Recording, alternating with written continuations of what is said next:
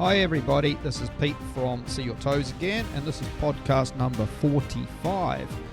Kind of never thought I was going to get to 45, but here we are. Now, today I want to talk about something that's kind of quite dear to me, I suppose. It's something that I'm really interested in. The subject is going to be called What is Aging and How Can We Slow It Down? Now, aging is something that all of us, regardless of how important you think you are in the world, all of us are going to eventually age, and all of us are going to eventually die. If there's one thing that we all know once we get born, we don't necessarily know it, but it's going to happen, is that the one thing that's the same for everybody in the world is that we are going to, at some stage, die. Now, I would like to die a little bit later than maybe the average. I would like to die at no less than 100 years old. I've said this in podcasts before, and I've said it on some of my social media things. It would appear that people, humans, can live for up to 120 years. There's nothing apparently genetically wrong with us living to 120 years, so it's just how we live during those years that determine when we die.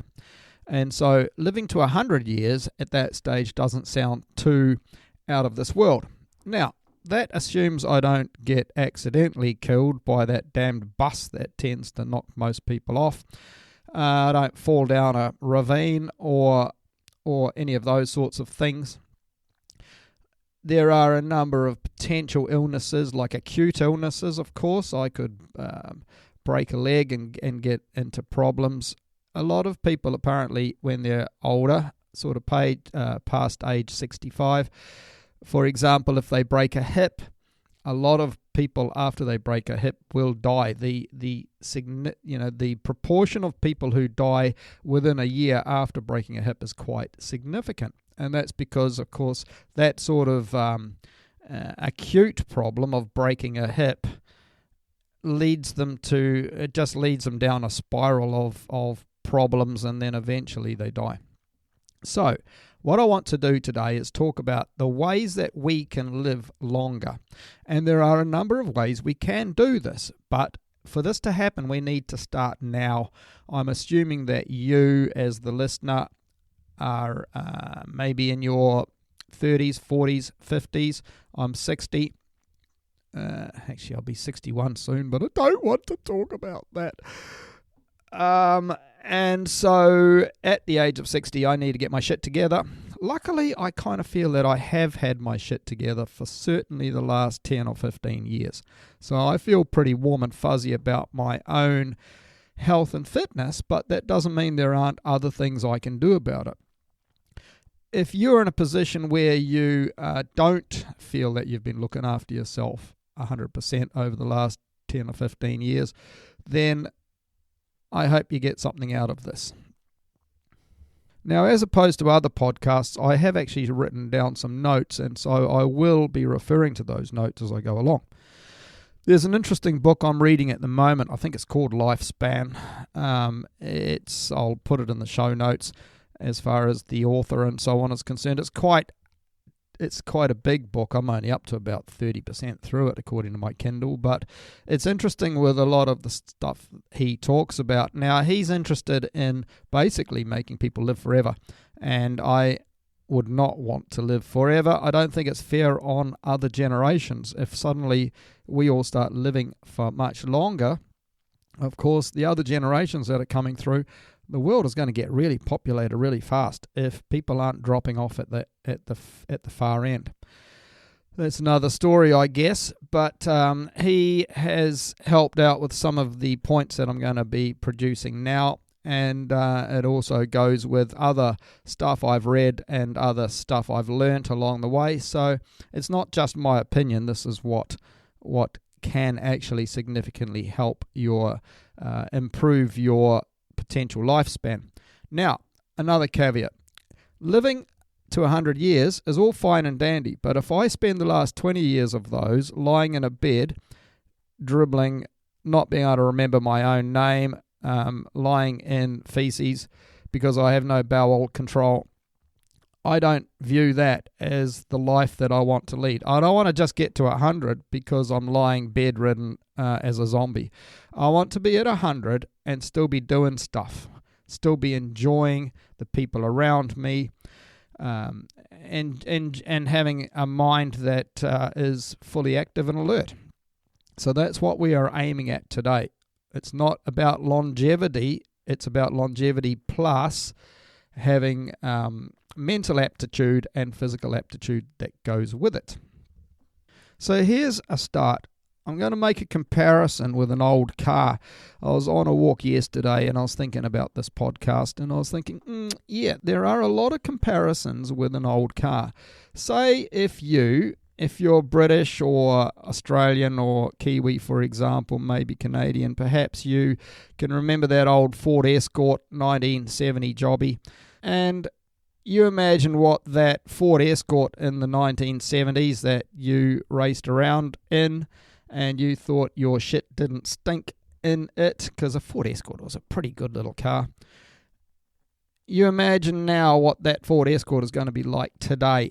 If you're American, perhaps you need to drop, I don't really know much about American cars, so let's say an old Mustang, but not one that has been looked after for the last 50 years by an enthusiast, just one that's been used and abused over the last few years.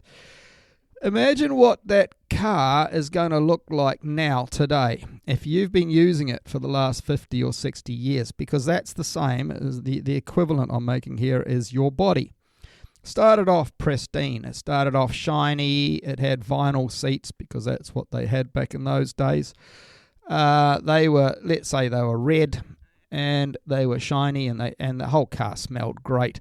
There was carpet on the floors. There's let's say there is a mahogany dashboard with big fancy dials here and there to tell you your speed and maybe your revs and your fuel gauge. And on the ceiling there was sort of a fabric-y stuff on the ceiling where I guess it helped keep out the noise of rain and stuff. So there was that up there as well. There was the back seats. They were also red and shiny and vinyl. And there was the boot. There was the motor, of course. Now, what does that look like today? You've been using it for the last 50 years. You've been driving down to the grocery store every day. You've been going on the odd long trip with it. It's probably got failing suspension for a start. So whereas it used to sort of roll over bumps on the road and you just felt great, it was never like a car that is today, of course, because the suspension's different. But it used to cruise over. Now it kind of hits a bump on the road and it goes ka-chonk and you can feel it up your spine. The suspension's failing. Your vinyl seats, those lush red vinyl seats, well, they're all cracked. The sun has got onto them, of course, over the years and has made them kind of a funny pinky colour where they used to be red. And in places they've split, especially up the top, sort of where your head rests, where the vinyl goes across the top of the seat. That's all split just because the vinyl's got old and it's sort of got more rigid than it used to, and it starts to split. And there's probably a big split in your seat where you sit as well. And so inside the seat is the foam. And so when it did split, say 15, 20 years ago, now that foam is starting to go a bit rank as well. It used to be a nice funny white colour. Now it's a sort of a nicotine smoker's yellow colour. Not saying it's because you smoke inside the car. It's just that things change colour with time. The carpets on the floor, well, it didn't matter how much you vacuumed it, every 6 months, whether it needed it or not. But the dirt and the grime has got in there. Where your foot always sits in the same place, there's a big hole now. There's no carpet there. It was frayed for a while, and then the fraying slowly disappeared, and so that lush, soft, yummy carpet is now a bit mank. It's just not that flash. Your handles are getting harder to use, so where you used to just sort of give the car door a good yank and it opened, now it's a bit harder to use, and when the door opens, it creaks open and closed. It's just not the same as it used to be, and no WD-40 is going to fix it. No oiling seems to make it too much different these days. And you got the odd break here, and I don't mean the brake that slows you down. I mean a breakage, the odd breakage here and there. There's bits not working. The fuel gauge died sometime before. And hopefully you haven't needed, say, for example, a new head gasket. Maybe you have needed a new fuel pump. There's all sorts of things inside the motor, of course, and there'll be all the pulleys and so on, all the belts. They would have needed replacing at some stage, because you'll be driving down the road and suddenly the damn thing stops and you're thinking, what the hell? And you find out that the cam belt has gone. And a car that old, of course, would have had a carburetor and the, what did they used to be called? I used to always have to fix the things where you clip the top off and you have to scratch around with some sandpaper. What are they called?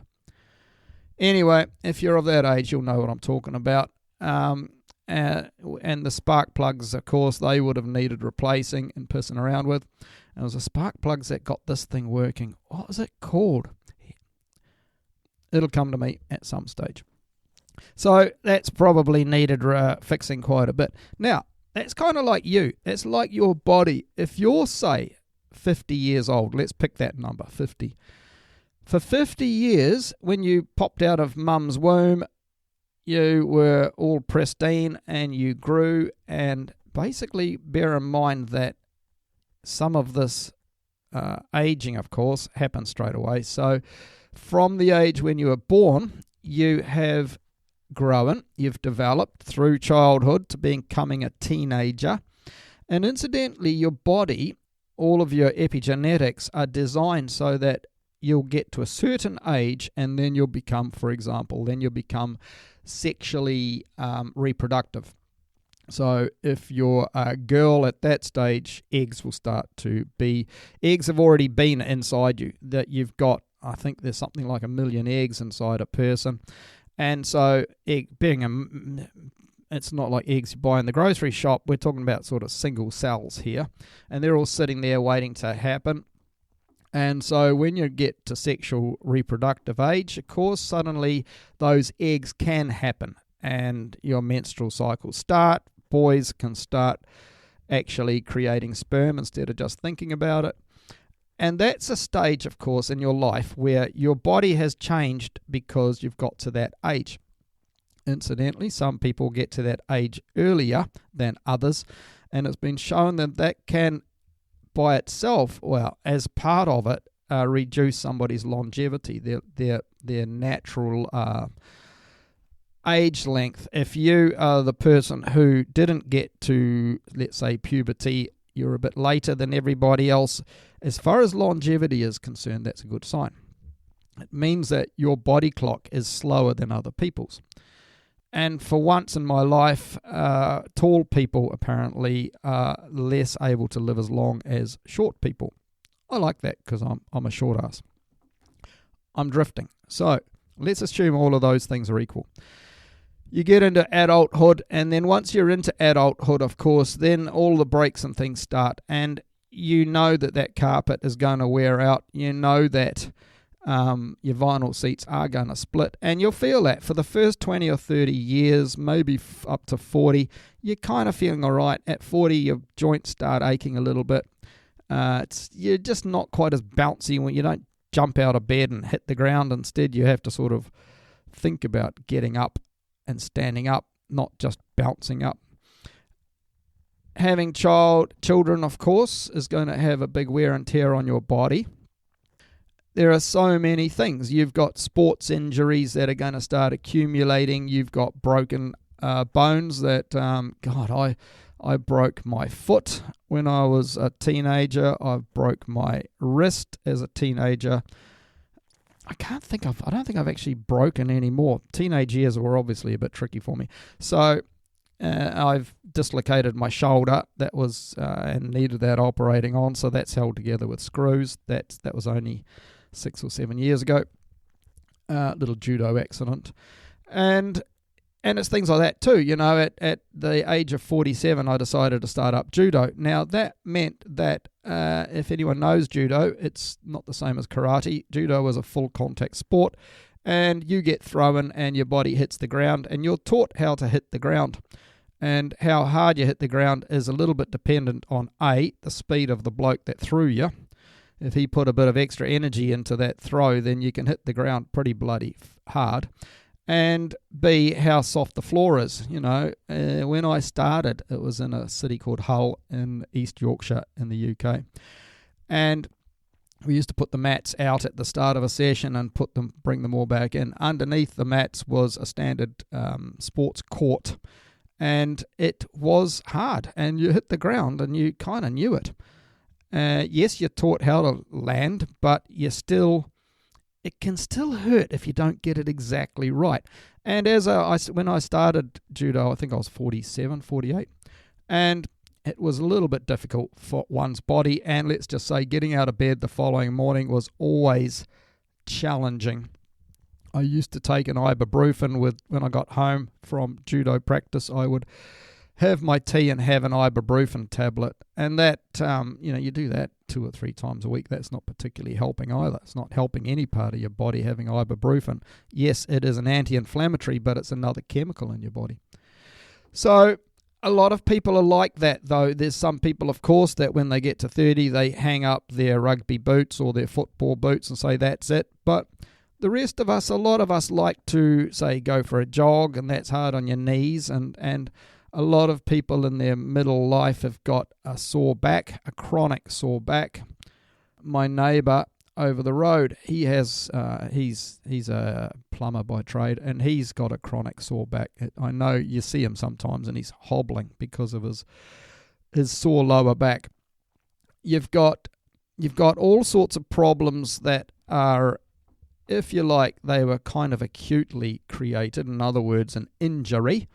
Then you've got your chronic illnesses and your chronic aches and pains, of course, which are just from wear and tear. And so as you get older through your life, all of these wears and tears start accumulating. But there's another side of accumulation of problems that we can address, because getting my shoulder injured, yes, I could have just not done judo, but I really enjoyed judo and it kept me bloody fit, to be frank. I always said that because I used to go to the gym and stuff, and I remember talking to the physiotherapist, and I said, you don't do judo to keep fit. You keep fit to do judo, because if you're not fit, it can really go tits up. Anyhow, I digress. So then you've got your chronic illnesses. Now, there's quite a list of these, of course, and these are all things that are going to happen over time, potentially.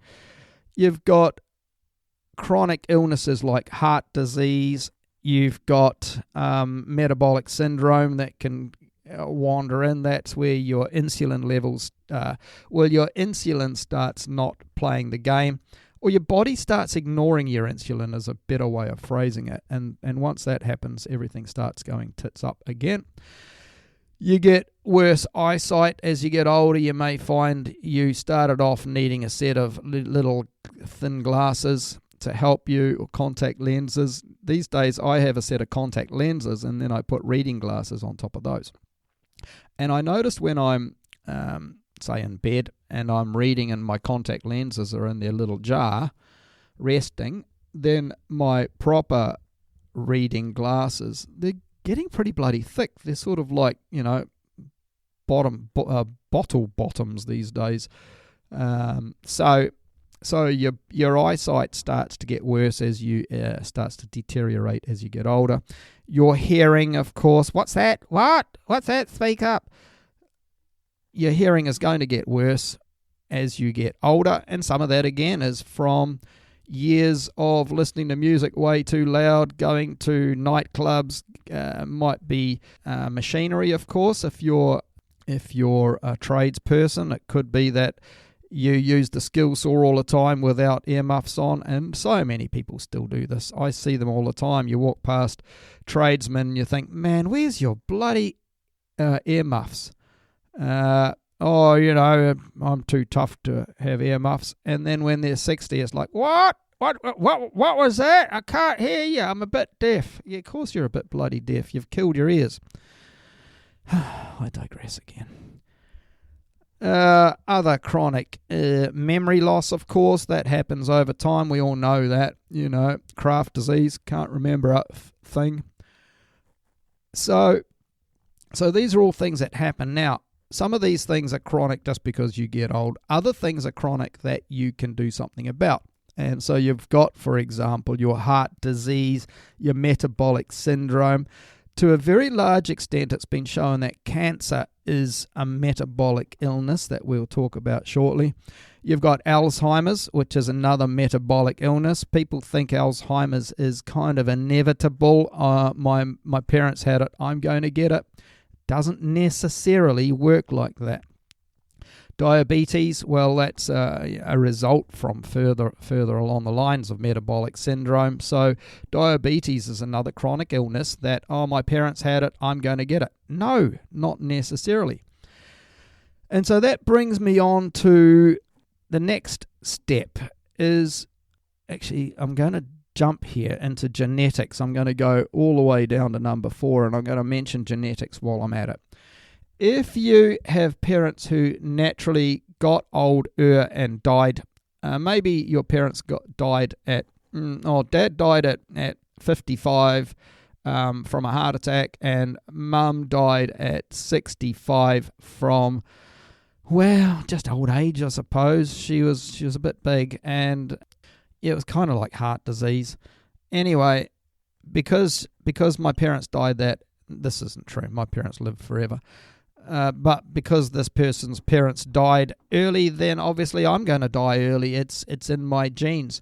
And that is so not true. And so if you feel that way, then have a rethink. Don't assume that because your parents both perished early, that you need to perish early. Because there's every chance that they died early because of their way of life, not because of their genetics. And this is really important. So many people, I think to a certain degree, some people say, mum and dad both died before they were 65. What's the point of me making a big effort because I know I'm going to die at 65, so I'll just eat all this shit food.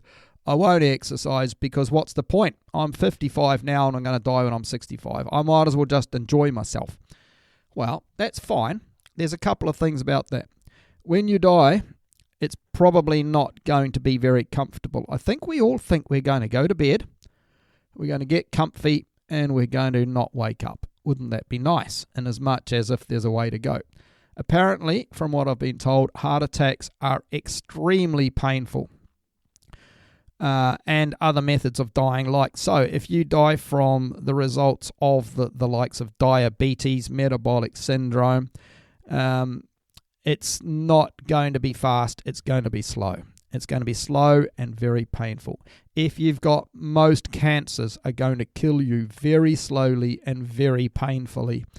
Alzheimer's, well, that's just not only going to really upset you, it's going to upset all of the people who love you. So dying at 65, that's all right, it's my fate. For me, I want to put that off as long as I can. So, in that instance, we need to make sure that you get that out of your mind. If you feel that you want to throw the towel in at 65, by all means, I can't stop you. But if you want to live longer, then stop blaming your parents and start thinking about what you can do to make yourself live longer so you can enjoy your children's lives, your grandchildren's lives, your friends, your partner. If I have a partner when I'm that age, I want to be there for her. I don't want to let her go. I don't want her to let me go. I don't want her to die first when it's premature death like that. So we carry on. That's the genetics. That was number 4. I've scribbled that off already, so I don't have to go back to there. So we'll go back here to now. In the past, the average age was much lower than it is now. And so people think, we're all living much longer than we used to. That's not necessarily true. The average is, yes, the average age at some stage would have been probably 35 or 40 years old. But here's the thing, and I've mentioned this in previous podcasts. For those people, and this might have been 200 years ago, 500, 1,000 years ago. Those people, the chances of you getting to the age of 3 were pretty bleak. So many children, so many babies died before they got to the age of 3. If you got to the age of 3, chances are you were going to survive. But those first 3 years were absolutely perilous. And so every time a child dies who's, say, 6 months old or 3 months old, then that affects the average. So you've got some bloke who's alive and at the age of 70, but you've got a child, say you've got a man who dies at 70 years old, and you've got a baby who dies at childbirth. Then the average age of those two people is 35 years. And that's how it happens. So you've got all the childbirth. You've got people who get eaten by animals. You've got the likes of Black Plague and so on that go through and just wipe people out. Whole populations. We know now that a lot of that was moved from person to person through, for example, flea bites. The rats and the fleas. The rats had the disease. The fleas got the disease. The fleas bit the people. The fleas then jumped off and went and bit somebody else. And the virus was moved around very quickly through society. We know that now. They didn't know it then. Same with sanitation and clean water and stuff. Once that came into society, everyone had a much better chance of surviving those sorts of diseases. Then you had the odd war. How many people were killed in World War One? How many people in World War Two? It's tragic. And all of those guys, a lot of those, say the men who went off to fought, would have been in their age from, say, 18 through to 30, 35 maybe. So all of those thousands and thousands of men who got killed would have reduced the average age. Then when the opposition came over and bombed towns and villages, and all of those other people were killed, all of the civilians, then those are more people that are going to be obviously reducing the average age. So when you hear that the average age was 35 or 40, that doesn't mean very much at all, because that average is the average basically of, yes, people died, but very, very few of them died of old age. Most of them died from something else. So now we're in a situation where I'm not really sure what our average age is now, but it's quite a lot higher, because children are more likely to get through childbirth, as is the mum. So mum's more likely to survive if she has complications. A lot of the time the nurses and the doctors can get through those complications and keep mum alive, keep baby alive. Then you've got accidents that happen that may have been, you may have ended up with gangrene and then died. So all of that's been fixed now. For a while at least, there haven't been, and certainly in Britain and America and Australia and New Zealand and so on, there haven't been any major wars. There are more vaccines. There's polio vaccines and all of those sorts of things, of course, even things like chicken pox. So we are more likely to survive. Now, here's the problem though. We are more likely to survive, but we are also these days more likely to get a chronic illness that, although we'll survive because we have the medication to survive, we're also more likely to have a pretty agonizingly slow death when it happens, because people will be able to keep us alive. We've got morphine and so on to help that agonizing, but you're still potentially, the chances of dying from a chronic disease are much higher than they used to, probably because more people were killed earlier on. So that's why we need to be thinking about chronic diseases, and don't be thinking, we live much longer than we used to. On average, we do. But once you were an old person in the good old days, you didn't have to go and fight the war because you were too old, and so on. Then they still would have lived for quite a lengthy period, and they probably would have been a lot healthier than an old person these days. So what makes us old? If you imagine, I was looking the other day there was two women standing beside each other. I was at the airport. You know what it's like. You're at the airport waiting for your aeroplane. you can be waiting there for a couple of hours. You've got lots of spare time. So there were two ladies there. One would have been in her late 20s. The other one would have been in her early 50s, late 40s. And there wasn't a big difference between the two of them as far as anything that you could see. But you could see instantly that that one was a couple of decades older than that one. And it's because of the likes of wrinkles. It's because of the likes of skin hanging a little bit floppier is a bad word to use, but you know what I mean. It's not as taut on the older lady as it was on the younger lady. Her hair, the older lady's hair, was starting to change colour regardless of treatments. And it was just a few different things like that showed which one was older. And this is the thing, as we get older, skin wrinkles, for example, it would appear that there's a couple of things about them. We lose the collagen that is making our skin flexible as we get older, and we lose a lot of the fat that's underneath the skin, and that's why chubby people often look younger, of course. We lose that fat underneath the skin, and then especially as you get really old, and there's not many fat old people, and so that's where you've lost all of the collagen and all of the fat and a lot of the water, because the fat has water in it, and so you lose a lot of that and you end up wrinkly and looking much older. And of course the bags under your eyes start hanging down and all of this sort of stuff. I'm not being very direct, I'm not being very exact here, but you get the idea. I'm just explaining what makes us look older, I suppose. So there are slow metabolic changes. Just like in the car. The carpet didn't wear out one day. The carpet wore out over the 40 or 50 years.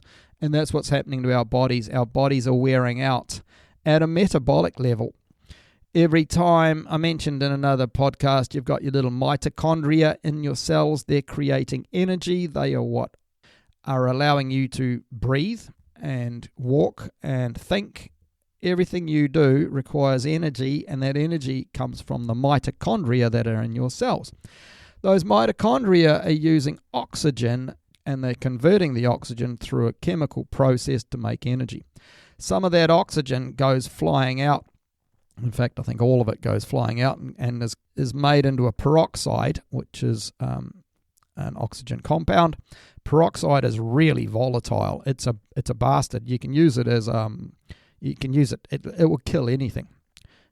I used to use it in horticulture as a sterilant. We'd put it into the irrigation pipes to kill all the bugs. And of course, it makes your hair go white like Billy Idol, and it also isn't very nice if you swallow it.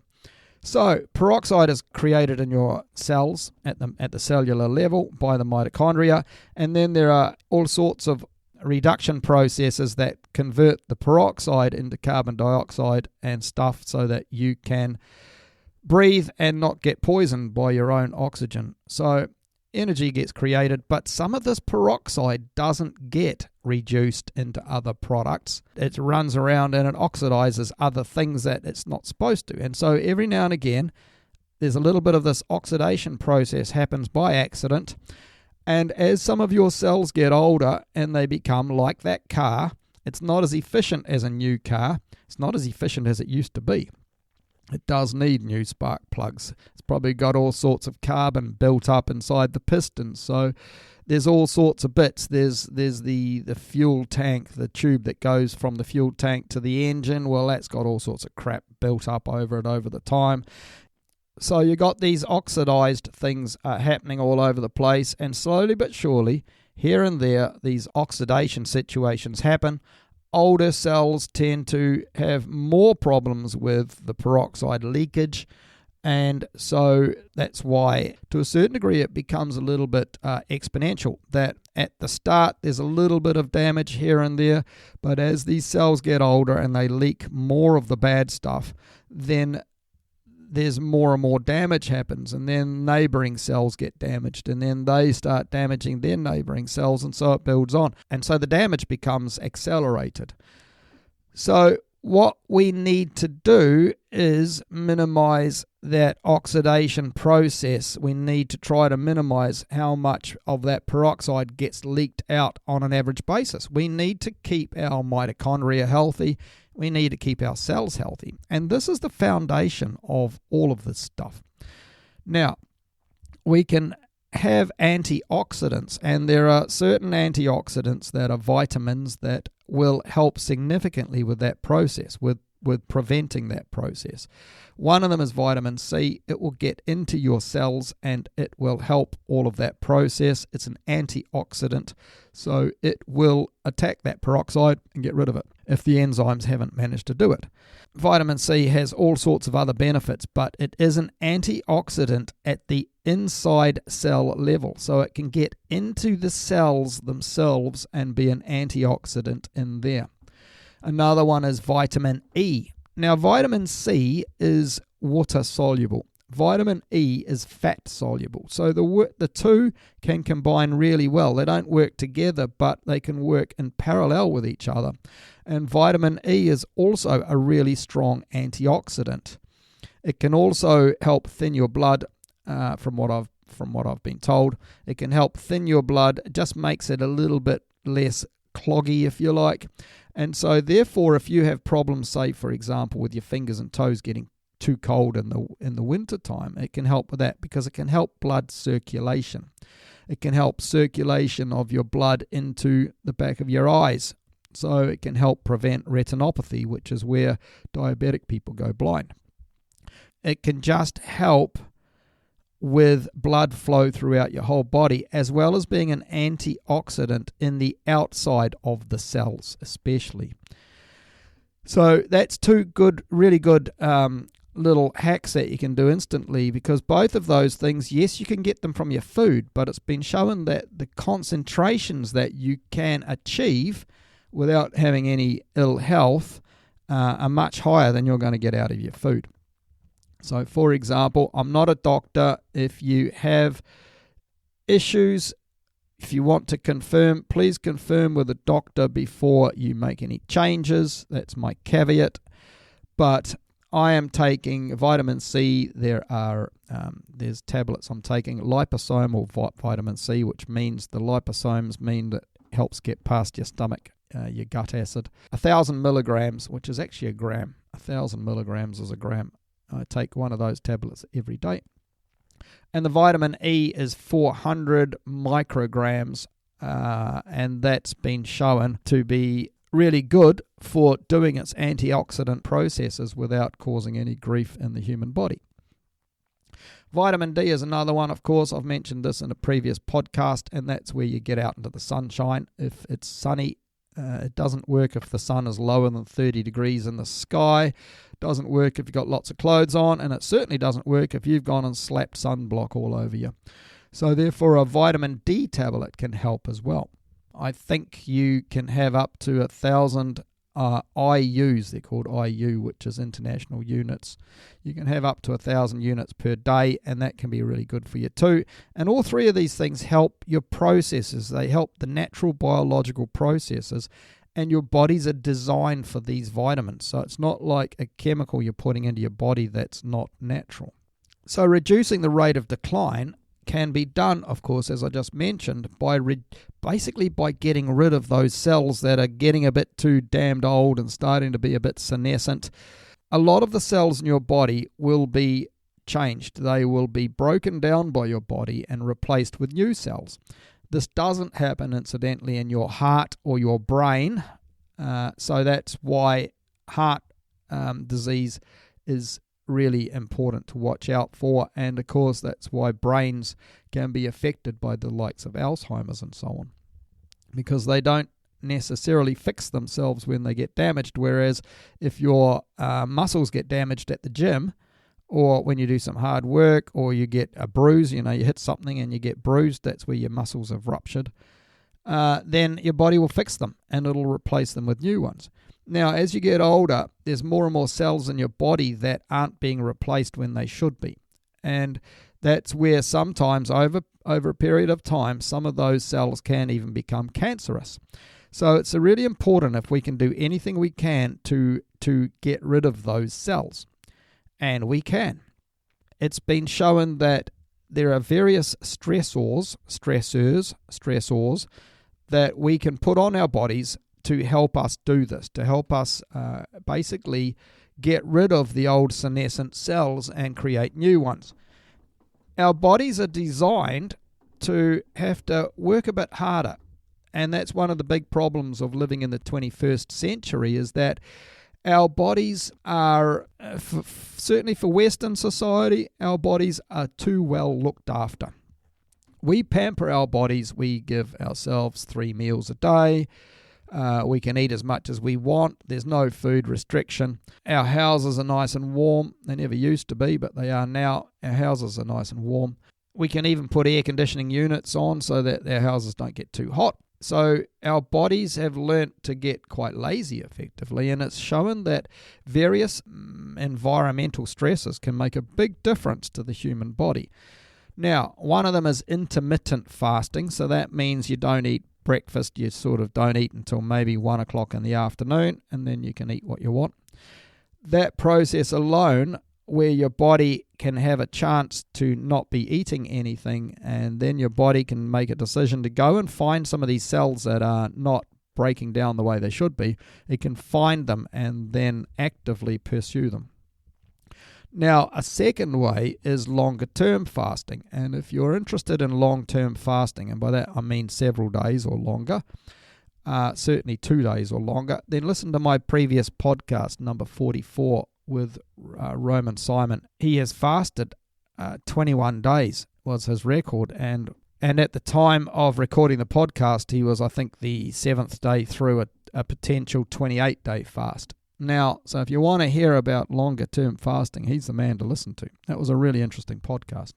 What happens when you fast for, say, a couple of days? Now, once you've done 24 hours, your body starts thinking, I haven't got nutrients coming from my food. I still need nutrients. I'm going to go and start doing a spring clean, basically. And as you do more time, like 3 days or 4 days, then this, what's called autophagy, which is breaking down the old stuff and creating new stuff, gets more and more. And it would appear, and Roman mentioned it the other day, that after about 5 days, your body starts even creating stem cells. Now, this is a huge difference, because stem cells are cells that your body has created that don't have an identity. If you think of your body, you've got, say, a cell in your muscle, your skeletal muscle, or you've got a cell in your tongue, or a cell in your eyeball, or a cell in your intestine. All of these cells started off as stem cells. STEM, for people who can't understand my accent. So all of them started off as a stem cell. They were sent to the place that they need to put into the workforce, and at that stage they have been given a genetic blueprint to become that sort of cell. So, I am a muscular cell, I will grow into a muscle cell. Oh, I am an intestinal wall cell, that's what I need to become. Oh, I'm at the back of the eyeball, I need to become that type of cell. So your body doesn't just have a shed load of different cells waiting to be mobilized. It has a stem cell, or a production of stem cells, and off they go to do the other things. Now, here's the difference. As you get older, I think stem cells are created in the marrow bone. As you get older, stem cells stop being manufactured, and so that's another reason you get old and you don't get the replacement doesn't happen, or it certainly doesn't happen as fast. Now, it would appear that when you're in a long-term fasting, and I have read this, so when Roman mentioned it, I thought, shit, I have heard that. It would appear that once you start getting into lengthy fasting, then stem cell production happens. And that's really important, because that's a real way that your body is using the stressor, in this case no food whatsoever, to repair itself at a microbiological level. The fasting also helps with lots of the other hormonal balances and everything else. It really does a massive spring clean, and that's why I want to work towards doing a 5-day fast, maybe 7, we'll see how we feel. To do that, I can do a 24-hour fast easy.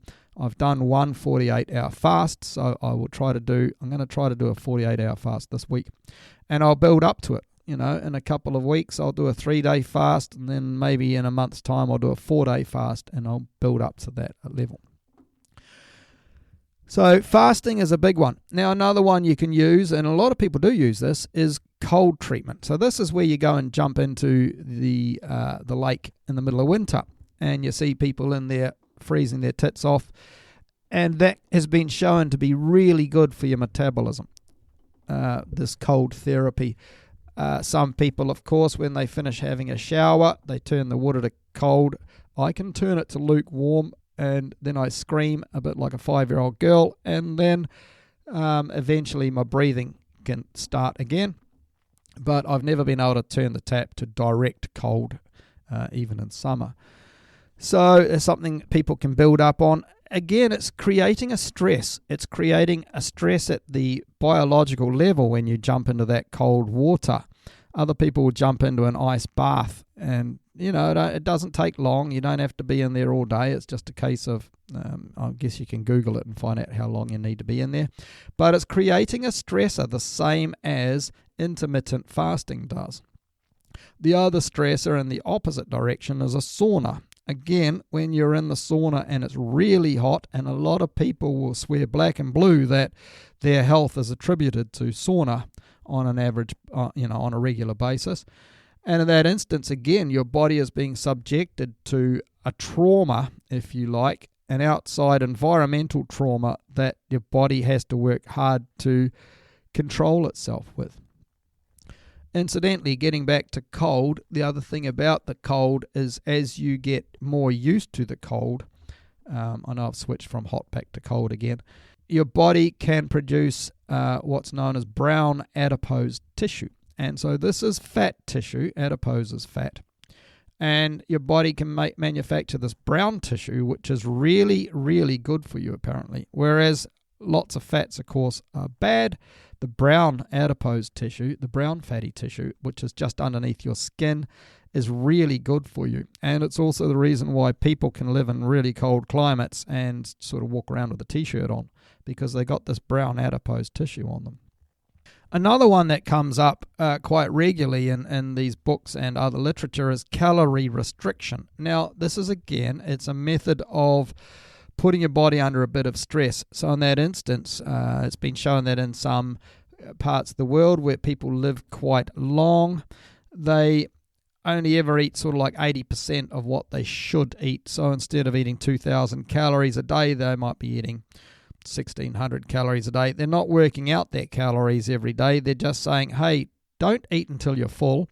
Eat until you're not quite full, and do that every time. And don't eat snacks. So they're not eating between their meals. Now, I've always advocated, because, of course, I'm low carb, I've always advocated that you eat until you're full, and that's it. And you can do the same thing with the keto or the carnivore or the low carb, in as much as, yes, you eat till you're full, but then in between meals, you wait until you're feeling hungry. You don't just eat again because, I probably should eat. You wait till you get hungry, then you wait a few more hours while you're certainly starting to go from peckish to hungry, and then you eat again. And you don't eat snacks in between, and I think that's the big one, whether it's calorie restriction or keto and eating till you're full but not eating in between. The big thing is don't eat snacks, because snacks are the things that ruin that whole process for you. So again, the calorie restriction is a stressor. It's preventing your body from getting everything that it wants, like a spoilt child. Exercising, of course, is really important, and this is also where the type of exercise is important. So whereas walking a distance every day is okay, but it's not getting your heart sorted out. It's not a stressor. And so this is where, again, it's coming back to being a stressor. A stressor is when, for example, you do weights, if you lift weights at the gym that are seriously heavy for you, and it's making you breathe really heavily, and you finish your set, and like if I do a set of squats, by the time I've racked that that squat rack, the squat bar back up, I get off there and it takes me it takes me a minute to stop breathing like a steam engine, and then another couple of minutes for my breathing to really equilibrate, and I won't do another set generally until I can feel that I'm breathing normally or fairly normally, and then I'll do another set. Now that means that I've got my body, my heart, my lungs, I've put them all under a whole lot of stress. I've got them going like that, then I let them recover. And so the other thing you can do, of course, is like high intensity training, HIIT training. And there's always classes, of course, at the gym that do all sorts of HIIT classes. And you've got your body pump and all that sort of stuff and those cycle classes. If you're jogging, then, of course, you can speed up for a lamppost and then slow down for a lamppost. You might even run for a lamppost and then walk for a lamppost. All of these things are making your heart and your lungs open up just that little bit more and work hard and then recover. And so it's been shown that that is a major stressor that can really, really help. It does all sorts of things to your body, and it's, again, because it's acting as a stressor, it's helping you get rid of all of those old cells that are not being good, because your body has to become more efficient at what it's doing. That's really the crux of all of this. In any of these stressors, your body is becoming more efficient to tolerate the extra stress that you've created for it. Whereas if you just keep eating and not exercising and everything else, your body, like I said before, it just becomes a spoilt brat. And that's no good for anybody. It's certainly no good for you. Moving on from the stresses, the next thing is one thing you can obviously do is remove inflammatory toxins. Now, these are the toxins that are making your body ache, and they can very much, the biggest one probably that might be in your life will be vegetable oils. If you have any vegetable oil in the cupboard, if you cook with vegetable oil, throw the bloody stuff in the bin. Go and do it now. Pause me. You can turn me off if you like. Go and get the oil and throw it in the bin. It has been shown to be really, really, really bad for inflammation through your body. And you'll also find certain foods, and this is where you kind of have to experiment, because you may find certain foods cause inflammation. I noticed 6 months ago, I used to always have little, not proper ulcers, but little really tender parts in my mouth and my tongue. And then when I stopped certain foods, I noticed they just disappeared, and it was like really fast. For example, I wouldn't have that problem, and then I'd have a meal, and I might throw something in there. At one stage, I thought it was tomatoes, but it wasn't. But you can go through with a matter of elimination, and I found that if I ate that stuff literally within 15 minutes, my tongue would feel like that feeling you get when you can feel an ulcer coming up on your tongue, and the top of my mouth, the roof of my mouth, and that was showing me that there was whatever I was eating was causing inflammation inside my body. And so then you can eliminate that. Of course, you get other inflammation. You get, for example, it could be lactose from milk, could cause all sorts of stomach issues, and the other one, of course, is the celiac problem, which is gluten.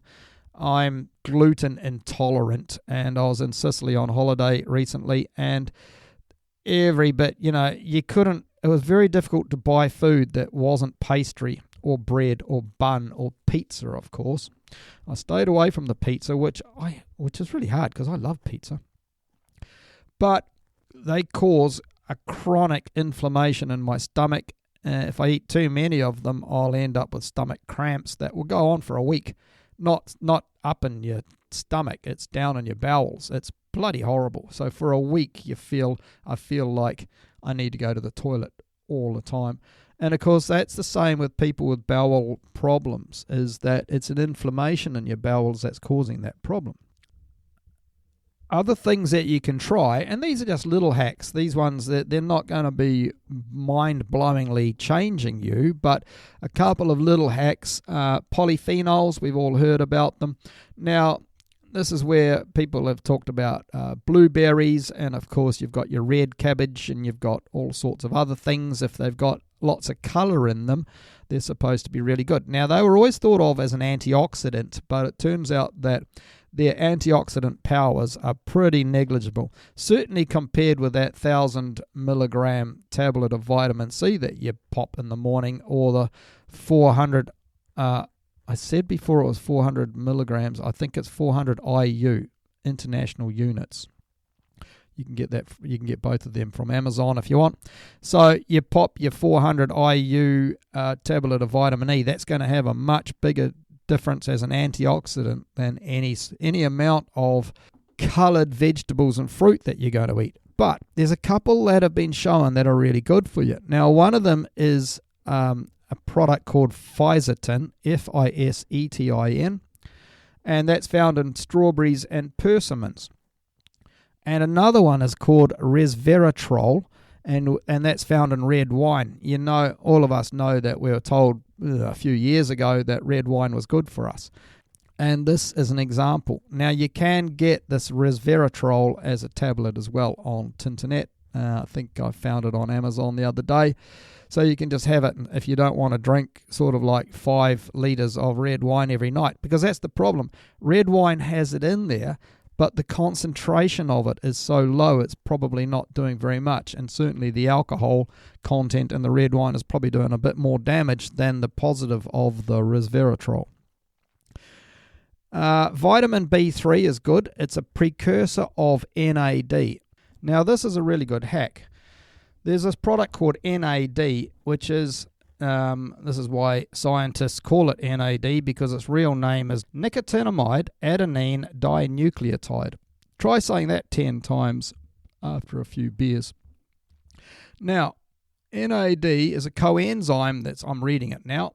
NAD is a coenzyme found in every cell in the body that helps regulate metabolism and inflammatory responses. NAD levels naturally decline with age, so some researchers believe that NAD supplements may help with age-related conditions and metabolic disorders. Now, that's the big thing about it, because there are certain things that you can take that will help your NAD. If you take these supplements, then NAD will get increased, and it has been shown, not necessarily officially yet, but has been shown that an increase in NAD can really significantly help not only your lifespan, but your energy levels during your day and your ability to fight off these chronic diseases. Vitamin B3 is one way, and you can look up methods to get vitamin B3.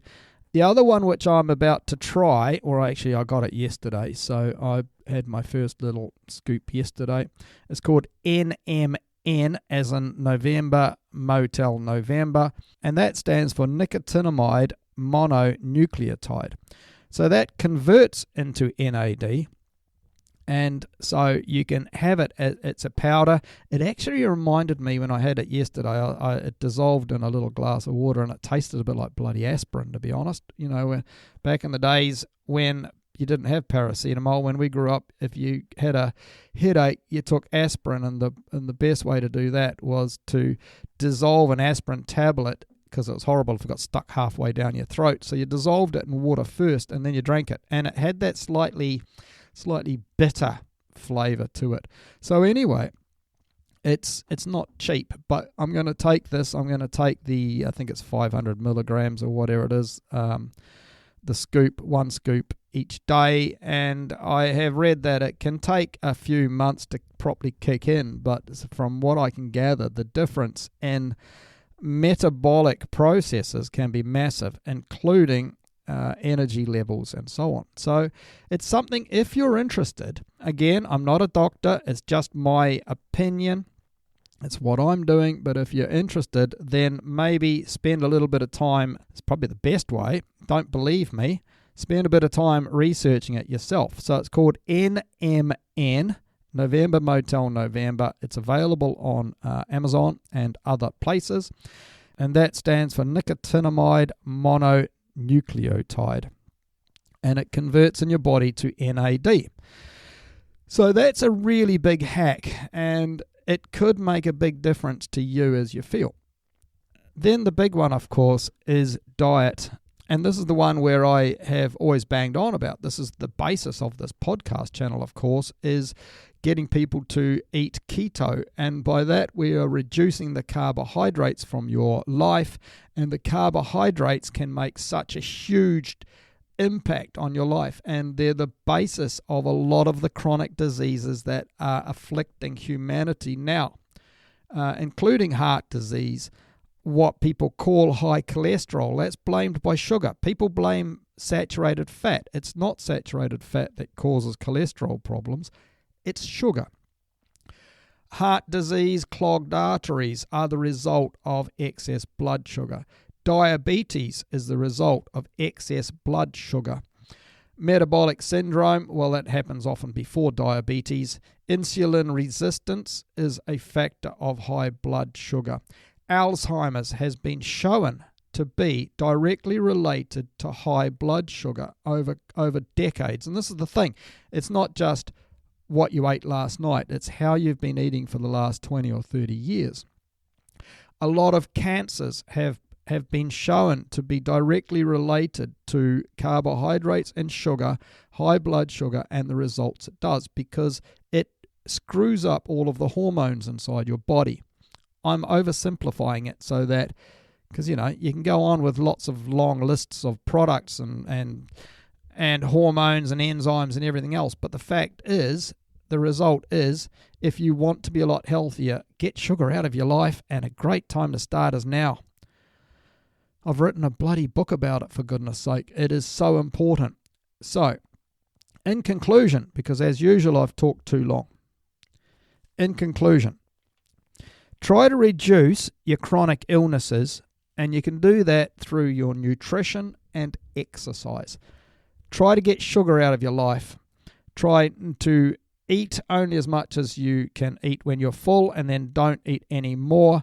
And try to not eat again until you're feeling fairly peckish, reasonably hungry. So I'll often eat breakfast and then I won't eat again until tea. I skip lunch. I don't really need it. By 3 o'clock, I'm quite often thinking, oh God, I'm starting to get a bit peckish, but I know I can survive through till tea time. Don't eat treats. Don't eat in between. Don't snack. So number 2, reduce the rate of decline of your body by using antioxidants. So in that instance, I'm talking about vitamin C, vitamin E, vitamin D, and you can even include iodine in that. Iodine is a really important product. I think it used to be in our diets when we ate lots of fish and stuff, again, many millennia ago. And these days, if you're not eating lots of fish from the ocean, freshwater fish won't help. Fish from the ocean or seafood is really high in iodine. If you're not eating those things, then you're potentially going to be low on iodine, and iodine is often very low in soils. I think I've mentioned that in a podcast too. So you can always pop an iodine tablet. Don't believe me? Please look it up. Make your own decisions on this. And the third method is stressors. Add stresses to your life. So that can be intermittent fasting. It can be longer term fasting for a few days or certainly 24 hours. It can be cold therapy, jumping into that cold bath or into that cold lake. Don't drown.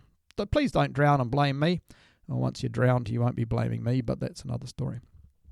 What do they call that? Wild swimming, that's right. They call it wild swimming. I've kind of been intrigued by the idea, but I know it's hard enough for me to jump into the ocean when it's 25 degrees, let alone a lake when it's 3 degrees.